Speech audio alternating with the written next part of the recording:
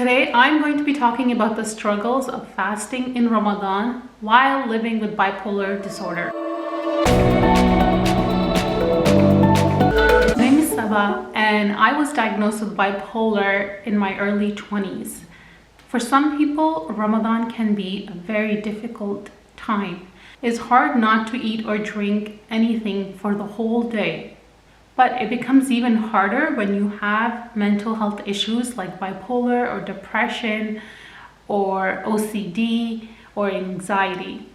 And if you're taking medication for a disorder like that, it can become almost impossible to fast without having really bad side effects. That's something that a lot of Muslims with mental health challenges, they've come up against. And just as simple as sharing your story might help someone else going through the same thing. So a couple years ago, Ramadan started and I knew I couldn't fast. So I was getting some breakfast. I pulled up to the drive-thru and ordered my sandwich. Now the lady who took my order, she saw the hijab, of course, on my head, and she asked, oh, why aren't you fasting? It's Ramadan. And I just explained to her, I'm taking medication and I can't fast, and in Islam you're allowed to, blah, blah, blah, blah. So when I pulled away, the breakfast sandwich did not taste as good as I had anticipated. And as I was driving home, I asked myself, why am I not fasting? Aren't I supposed to fast? And it's the same conversation I have with myself every year when Ramadan comes. Before I had bipolar, I was able to fast. I enjoyed the long Tarawih night. I enjoyed the hunger. I just love that closeness that you feel with Allah when you are fasting.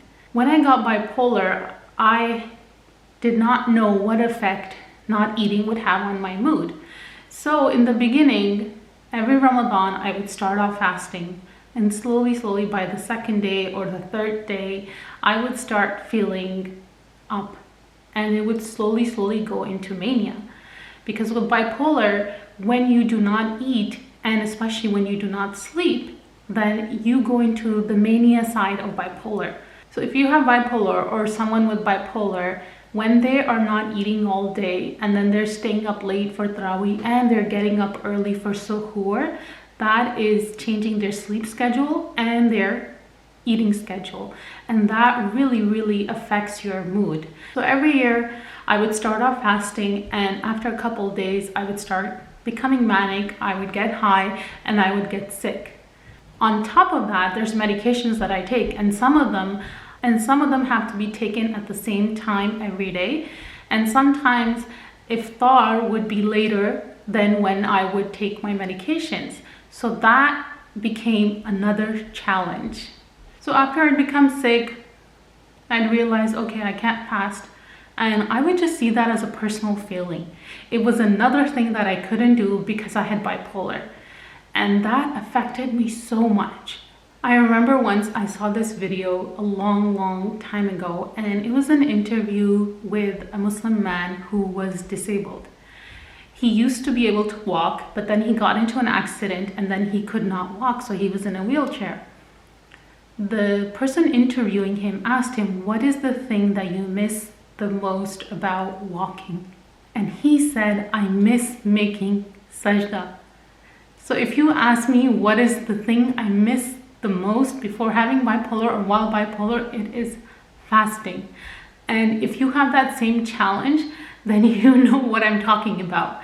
And when people who fast, they complain about the hunger or how difficult it is, or they don't even fast because the thing is just too difficult, or they have to go to work, or they have to work out, or oh no, I didn't wake up for Suhoor.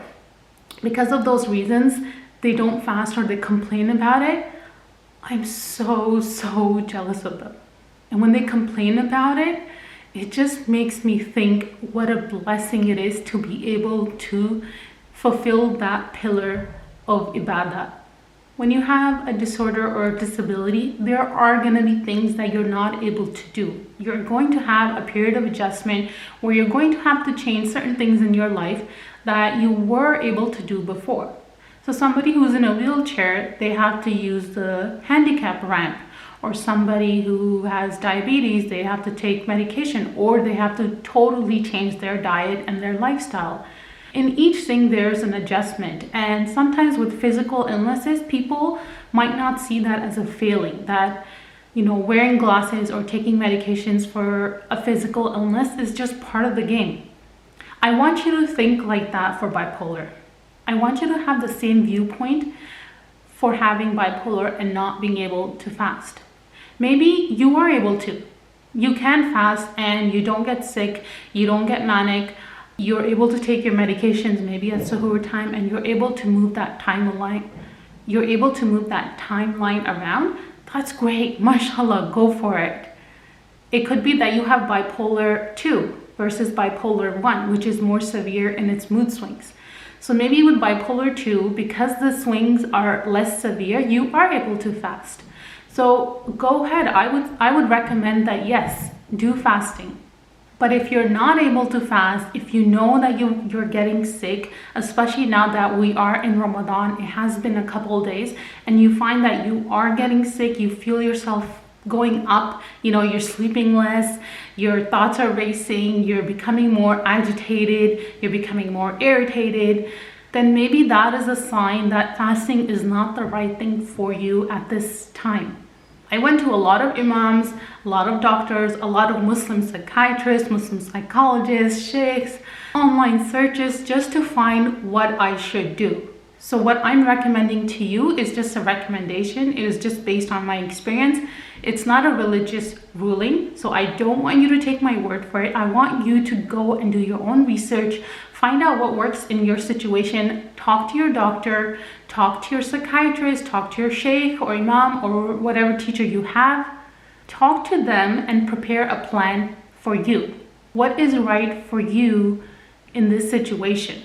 Not what I'm doing, not what someone else is doing, not what just any person is telling you to do or not to do. Find out what works for you. Only you can discover that for yourself.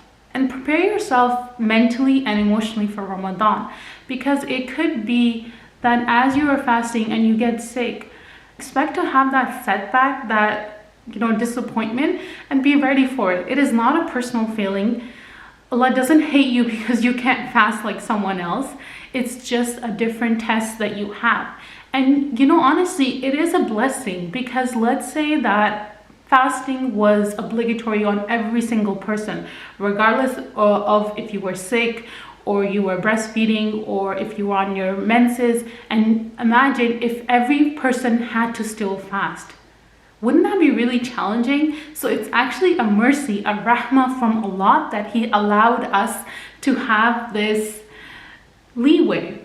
Also, seek support from your friends and family or professionals. Monitor your symptoms. Do journal every day. Write down how you're feeling so that you can track how things are going.